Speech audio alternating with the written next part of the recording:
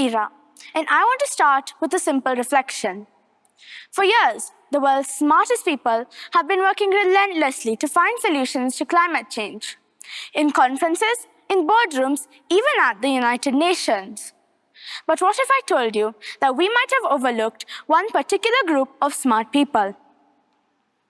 What if the next interesting solution to addressing climate change might be sitting in a classroom right now? Not in a laboratory, not in a government meeting, but in a school like mine. I believe that giving today's young people the space and opportunities to question, to experiment, and to create ideas that don't exist yet is the right way forward. Now you might ask, what led me to believe in this? Last December, I was on a flight to Delhi, and the pilot said that we were about to land. But when I looked out of the window, I couldn't see the city at all. Just a thick gray blanket of smog. And in that moment, a question formed in my mind. If I can't see my city, how can I see my future? And what stayed with me wasn't just the pollution. It was also the fact that I was the only one seemingly bothered by it. The adults somewhere had learned to adapt and live with these problems. But our generation, us children, we are not used to accepting these things as they are. And maybe that's exactly our power. We question. A 10-year-old will ask, why is so much plastic being dumped into the seas? A teenager will start a petition before adults have even finished discussing whether it is a worthy problem. Children care loudly. And when children care loudly, the world listens. We have seen this before in Greta Thunberg's story. Greta Thunberg was just one student. She started off with just one question.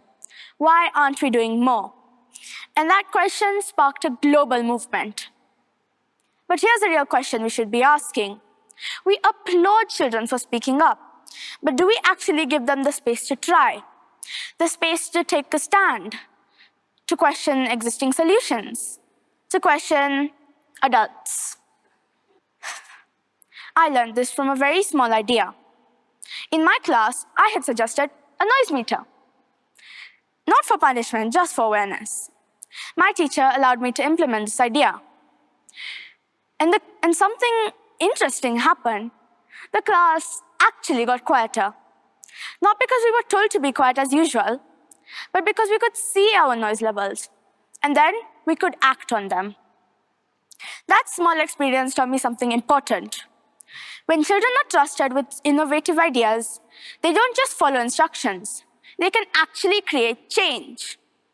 And that made me think, why stop at one classroom? Because this isn't just about one school or one idea. If we don't give children the space to think now, act now, then one day we'll be asking them to fix a future they were never allowed to design.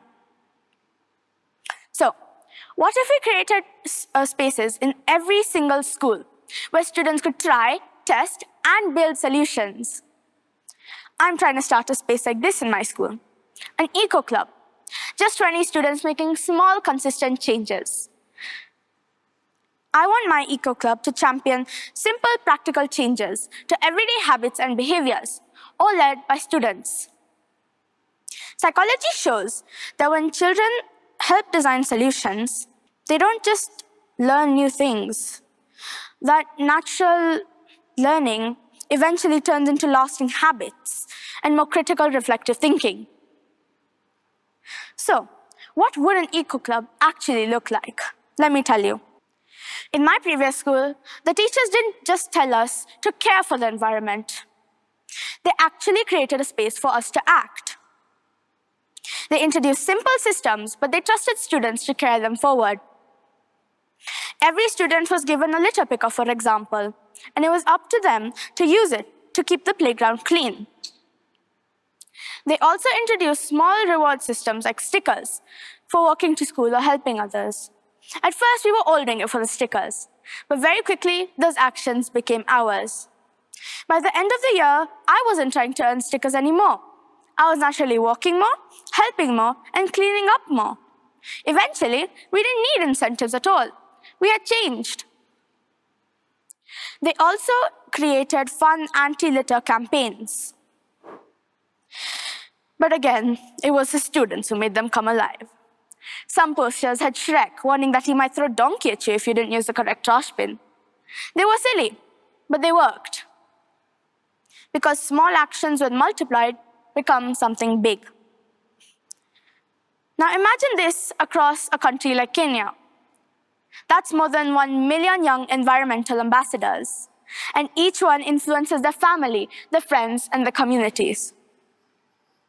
Do we realize the impact that can have? Kenya already has a powerful example of what this kind of thinking can do. Wangari Maathai started the Green Belt movement. She didn't just plant trees, she empowered people to act. Now imagine a youth version of this movement. Do we realize what that can do to help save the environment? The challenges we face today are not new, but the old solutions are not enough. That's where my generation comes in. We are not afraid to try. We are not afraid to fail. And most importantly, we are not afraid to think differently. So maybe what schools really need to be imparting isn't how do we teach children to help save the environment. The real deal is, how do we give children the space to try? How do we give them a seat at the table to put their ideas forward? Here's my message to all you adults listening. Don't just teach us what to think, but give us space to think. Don't just tell us what works. Let us experiment to find out what might. Don't just include us, but trust us to create. Because if we give children the space to build ideas today, we won't just create cleaner cities. We might create entirely new ways of living.